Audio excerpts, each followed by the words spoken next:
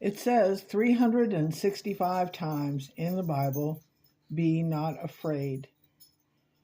And that means we are never alone. We are not alone. We are not abandoned. We are not ignored. We're not forsaken.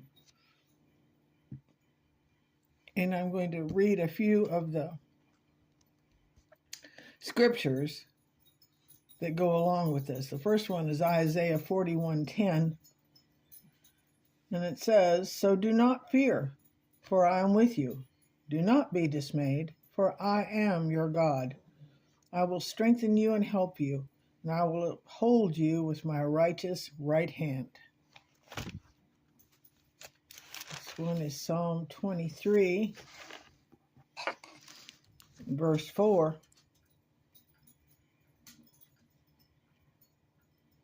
And even though I walk through the darkest valley, I will fear no evil, for you are with me.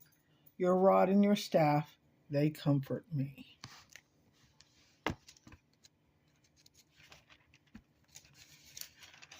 Psalm 27, verse 1. The Lord is my light and my salvation, and whom shall I fear? The Lord is the stronghold of my life, of whom shall I be afraid? And we're going to go to 46.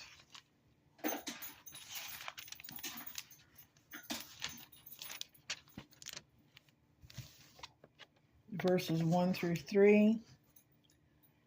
God is our refuge and strength, an ever-present help in trouble. Therefore we will not fear, though the earth give way and the mountains fall into the heart of the sea, though its waters roar and foam, and the mountains quake with their surging. Psalm 118.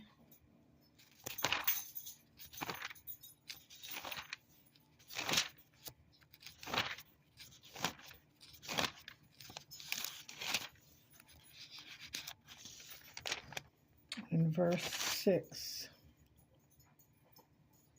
The Lord is with me. I will not be afraid. What can mere mortals do to me? And a great story that shows you how to deal with fear. God expects us to be afraid. It's part of our emotions. But he wants us to turn to him when we're afraid. Not to ourselves, not to alcohol, not to somebody else.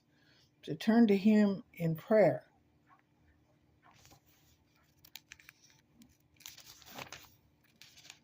And a good story about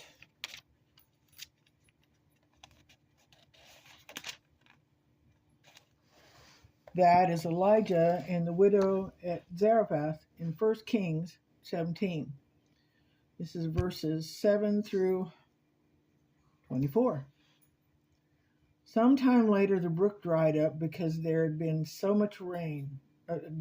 Sometime later the brook dried up because there had been no rain in the land. Then the word of the Lord came to me, go at once to Zarephath in the region of Sidon and stay there. I have directed a widow there to supply you with food. So he went to Zarephath, and when he went to the town gate, a widow was there gathering sticks. And he called to her and asked, would you bring me a little water in a jar so I may have a drink? As she was going to get it, he called, and bring me, please, a piece of bread. As surely as the Lord your God lives, she replies, I don't have any bread, only a handful of flour in a jar and a little olive oil in a jug.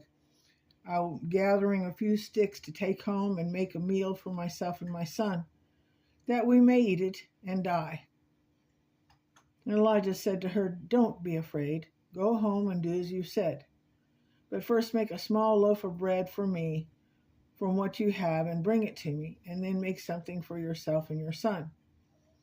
For this is what the Lord, the God of Israel, says, the jar of flour will not be used up, and the jug of oil will not run dry until the day the Lord sends rain on the land.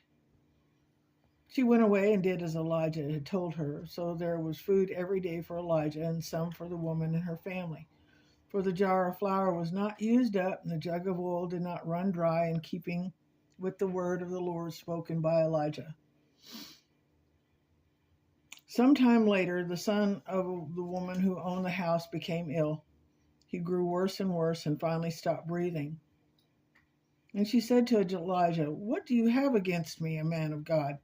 Did you come to remind me of my sin and kill my son?" "Give me your son," Elijah replied, and he took him from her arms and carried him to the upper room where he was staying and laid him on the bed. Then he cried out to the Lord, "Lord my God, have you brought tragedy even on the widow I am staying with by causing her son to die?" Then he stretched himself out on the boy 3 times and cried out to the Lord, "Lord my God, let this boy's life return to him."